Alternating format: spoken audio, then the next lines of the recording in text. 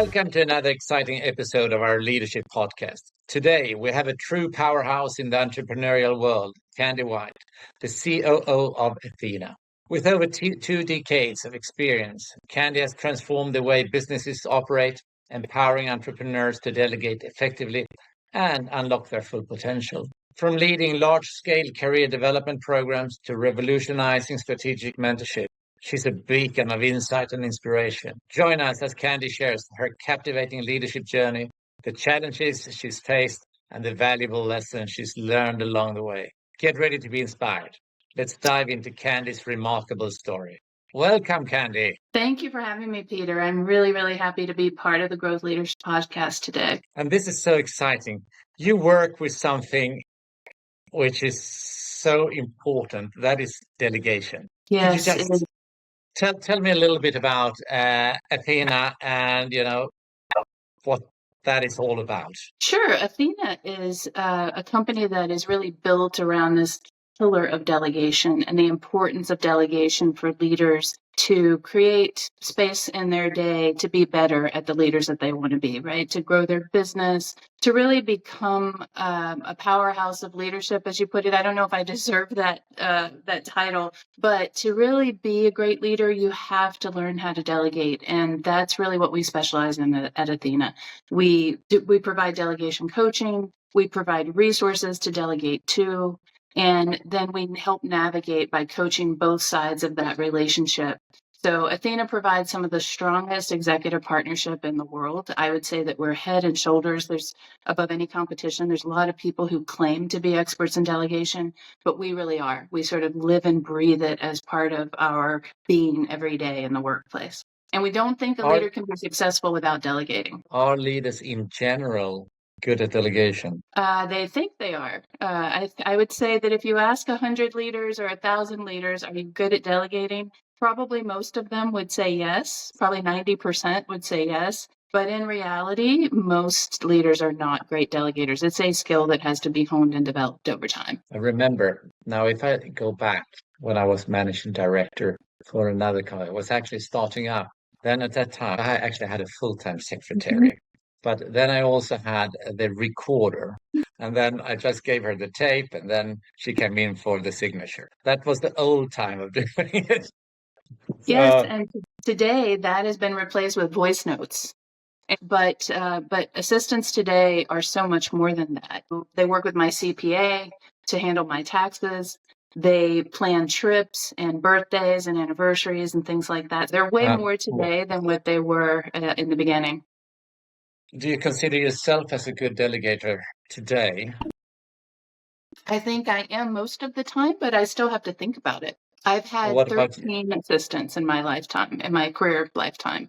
And different things work differently for different assistants. You have to figure out what level of context to provide to help them understand. But my experience, if you invest a lot of time up front in that relationship, it pays dividends for years to come. And what about yesterday? Was you as good then too? If we move back in your career, 15 years, 10 years? Oh, definitely not. Definitely not. As I mentioned, it's a skill that's learned through trial and error in a lot of cases. And certainly I did not appreciate the great value and the time abundance that an assistant could bring early enough in my career. I wish I had. And I really thought of it in the sense of what you mentioned earlier, secretarial administrative work. And when you realize what someone who is service-oriented and value-oriented, when you realize the value that someone like that can truly provide to you, it's a game changer. Yeah, I can imagine. And if we look at geography, where do most of these assistants work from? Oh, they are...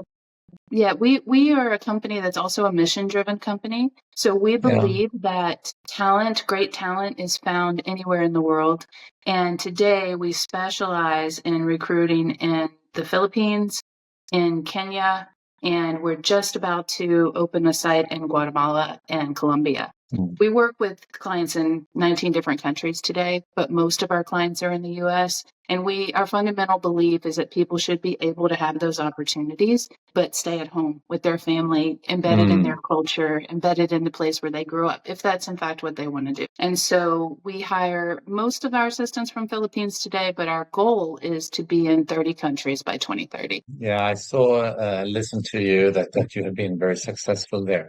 And these guys and girls, are they normally putting in 50% of their time into a role like that, or are they actually going all the way 100%, or 100%. We what is don't what? allow, yeah. Sorry, we don't allow any part-time work. We are full-time only Okay. because we're establishing careers at Athena, not just our hope is that the people who start their careers with us as executive assistants will ultimately become entrepreneurs and founders in their own right.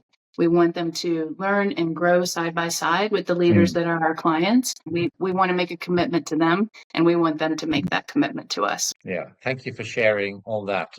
So now you've been on several large roles over the years, not only in Athena, etc. Is there any pivotal moment you have seen which has actually shaped your own leadership philosophy? I mean, where you can think back, there is actually a turning point. There was a turning point early in my career before I was ever in an official leadership role. I had one of the first leaders that I really admired and had the opportunity to work closely with. And there was an issue at work that was really, for me, an ethical issue that was happening, and I wasn't sure what to do with it. And I went to him to ask for advice. And I had a lot of emotion and anxiety over bringing it up. And I sat down and I had 15 minutes with him. I sat down and told him what my concern was. And he said, well, what do you think we should do?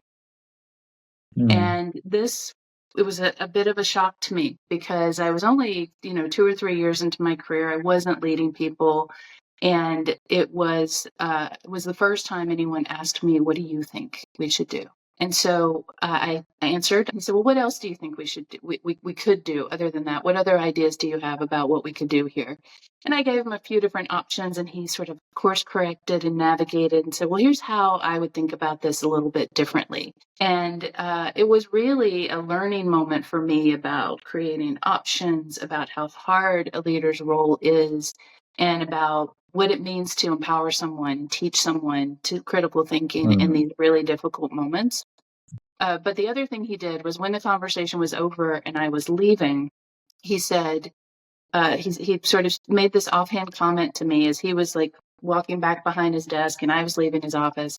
He said, one day I'm going to work for you. And it was the first time I ever conceived of the idea that I might actually lead people one day. It had never occurred to me. It never occurred to me No. before.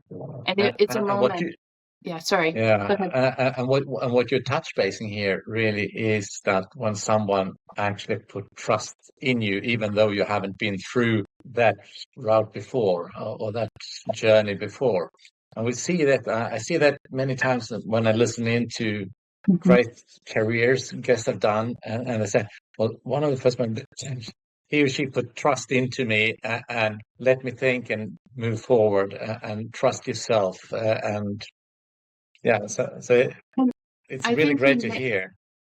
I think Yeah. he made me see myself differently, though. That was the real superpower he had. So Mm. I've thought back on it a lot over the last 30 years since that moment happened. I've thought about it a whole lot. So if you look back on the challenges you have had, now we are into that area. Can move to the Mhm. success later on. But the challenges you have seen, this was one challenge early in your career. Is there other challenges you have seen in the dialogue with employees? Could it be reorganizations or things like that? And how you have tackled that, where you say, yeah, this has really been a tough moment for me. I mean, most people in leadership roles, we know it goes up and down in the industry. So we do go through them. And what has your challenges been? The challenge is really always getting people on board with what you're trying to achieve. So I have been so fortunate to work in corporate environments and startup environments.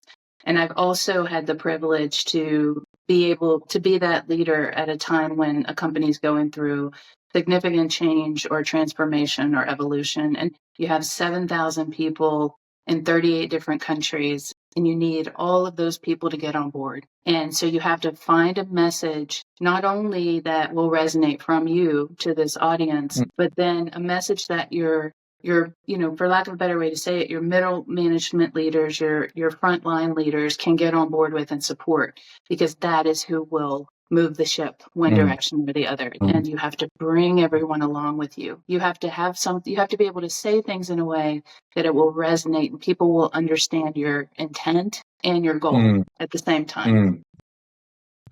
And that's also how you do when you're working on turnarounds, or where you have to do some drastic changes of any reason. As like being clear to people understanding. Yes, Okay. absolutely.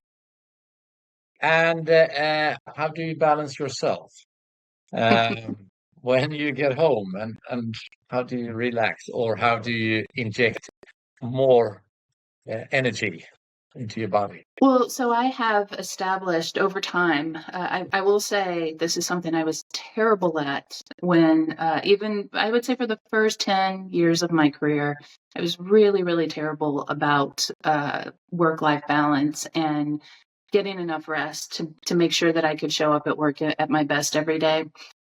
Getting enough exercise, was something that I just always prioritized the work. And I do think that when you're early in your career, when you're building a reputation, sometimes you do have to make those sacrifices. But today, I'm in a very different place from early in my career, because I've learned to delegate. I can delegate a lot of things and then be that person that provides guidance. The person that man was that I talked about before for me, I can be that person to my team. And so today I have a set of rules that I adhere to almost religiously as it relates to my calendar, because I know that after 6 hours of meetings back to back, that person in that 7th hour is not going to get the best that I can be for that person. So I have very strict rules about how many meetings I will have back to back. I guard my focus time and my deep work time very, very carefully. So I have to have at least 2 hours, preferably more, of uninterrupted focus time during the day. And then I will fit my exercise and I will fit it in wherever I can make it fit during the day. But what do you do? Do you walk? Do you run? Do you? I walk. Jog? I say walk. I walk like a New Yorker. So it's what everybody tells me. I walk very fast, usually something around like a 14.5-minute mile. That's where I process the things that are bothering me or the stress of the day. I process during that walk. I walk around 35 miles a week. Yeah, and that's so important. And so now you're really starting to describe also your leadership style here. But would you like to expand on that? Because it is important, how you run it, and also how people perceive it. So if I would ask one of your employees now, so how would they describe Kandy? I think most of them would say that I focus on enabling their success. Okay, so that's a very simple way to put it, but I'll give you a really simple example. When you're learning to ride a bike, a lot of times you will have someone hold the seat of the bike for you and sort of push you along until you find your balance. And then you'll think they're still holding on, but they're really not. They've let you go and you're riding the bike. And then you look back and realize and have this epiphany, right? I've done it. And I think that is a very simple way to describe the way that I lead. I try to be as hands-off with my team as possible, to give them information and guidance and to be there if they need me, and to stretch beyond what they think they're capable of doing. So I think if you were to speak to, I'm fortunate again to have people that have worked with me in my team today, people that have worked with me at 2, 3, 4 other companies in my career. And they would tell you, they've said to me that working with the way that I work with them, the way that I empower and stretch them, they've achieved things they didn't think were possible. So I've tried to recreate that experience that I had all those years ago for the people that are in my leadership team today at all levels, at all levels of the organization. You also get involved in the customer dialogue because the reason I'm asking, I mean, at least in your existing role, it depends on, of course, the company, but here you most likely, at least if it's a bigger company and not only entrepreneurs as such, but where there's more people, because there's a change management also, at least in the Yes. individual's thinking.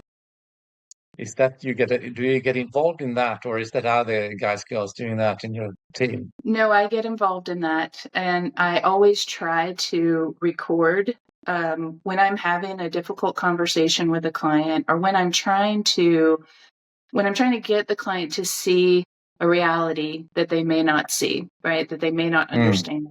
A lot of our clients are first-time founders, in some cases first-time leaders, and so they're still on their own leadership journey. They're still figuring out who they are as a leader, and so I will really think about, what does that client need to hear? Again, how do I create a message that's going to resonate and get them to lean in to what I'm trying to say, or what I'm looking for them to understand. And I will try to record those, or in some cases, I'll write it down afterwards and I'll share it with the team. And then, so the goal is to show them by doing it, but then ultimately to empower them to do it. So I try to model the behavior that I want them to learn. Oh, that's great. And what advice would you give younger guys, girls coming in their first leadership roles now, based on your experience? It's something that I still live and breathe again today. Assume good intent.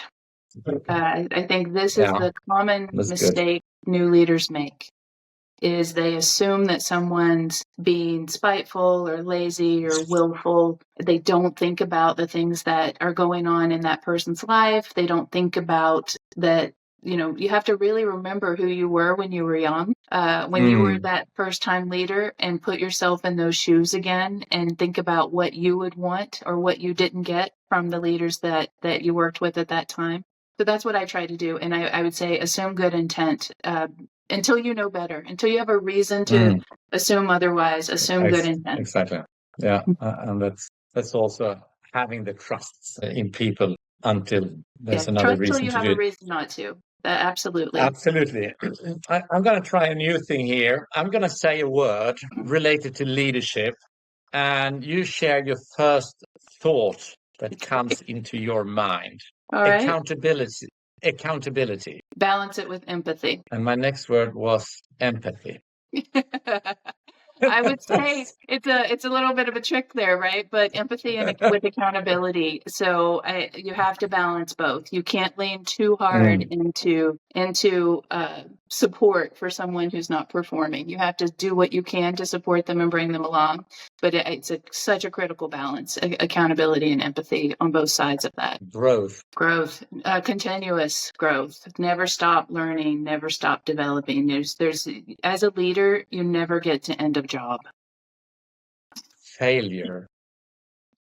Fail fast and get up, dust yourself off, walk away from it, and be a better person for what you've learned. Delegation. Absolute delegation. It's an absolute necessity to delegate. That's the only way you can become the leader you're meant to be, is if you learn how to delegate. And delegation is a way to empower others. It's the only way to empower others to learn. I think this it's great listening to you, because you're spot on so many, what you have learned over the years. So we're gonna move into the real rapid fire questions now. Okay. The other one was a trial. One book every leader should read. How to Think Like a CEO. Okay. How to Think Like a CEO. If you could have one superpower for leadership, what would that be? It would be knowing a person's true intent when I'm asking them for something. I think when you're in a disagreement or debate with someone and your own emotion gets in the way, you can easily forget that they're also having emotion. So I would love to have a little, signal behind that says this person's in a good place or not in a good place. This is what their intent is. That's what I would know. That's what we call in sailing an automatic identification system. Well, there you go. That's what I want. That's what I want. Yeah. Great. Coffee or tea? Coffee in the morning, tea with meals. Okay. And what's your guilty pleasure for a break? Oh, this is a really hard thing for me to say out loud. It's Judge Judy. I watch the Judge Judy program and watch how she reads people and how she makes a decision within seconds of meeting them, but she still goes through the motions of pretending like she didn't already make up her mind. And I love her like fierce accountability. That's great.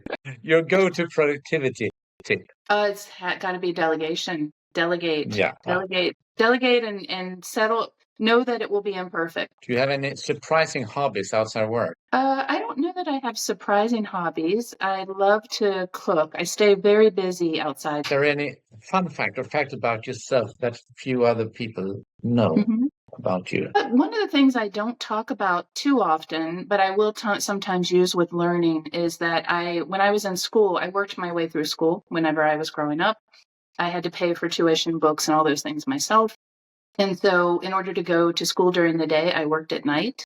And I worked in a truck stop, like a 24/7 truck stop. I worked 10 at night to 6 in the morning. And this is another thing that was really pivotal for shaping who I am as a leader, because when you see people in the middle of the night that are on the road, that are strangers, just sort of passing through, you just learn so much about the nature of human beings being in that environment.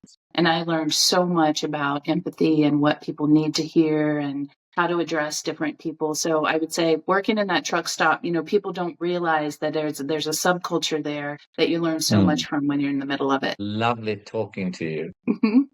We are stopping here, and I would like to thank you so much, Kandy, for being on the Growth Leaders and sharing your insights, your experiences, your thinking, and expectation of people around you.